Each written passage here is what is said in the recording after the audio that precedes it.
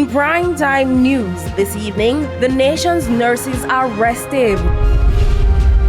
Agriculture Minister reveals a $10 billion prize to restore sector post-Hurricane Beryl. And owner of Crocodile Sanctuary facing threats amidst increased sightings of the reptiles in sections of St. Thomas.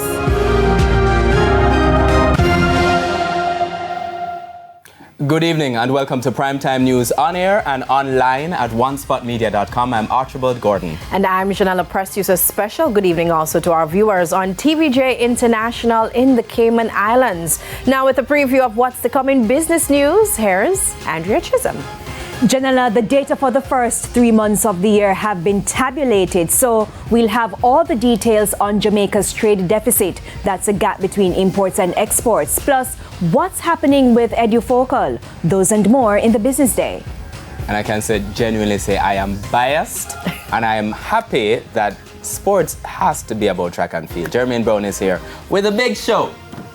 Thank you, Arch. Well, not just track and field, right? Because we have at least 3 different disciplines that our athletes will be taking part in Paris. And it's the eve of the opening ceremony for the 33rd Olympiad in Paris. And from all reports, it's good health and good vibes in the Jamaican camp in Paris. We'll tell you more a bit later on.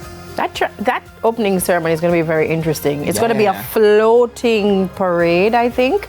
You don't want to miss that on TVJ, guys. But then... Test him on the homework. Romain, what's the weather going to be like in Paris tomorrow for the opening ceremony?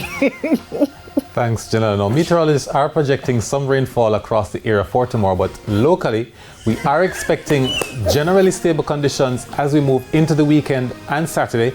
Some showers are forecast in the afternoon, especially across western parishes for Sunday, but there's even more weather, more thunderstorms expected on Monday.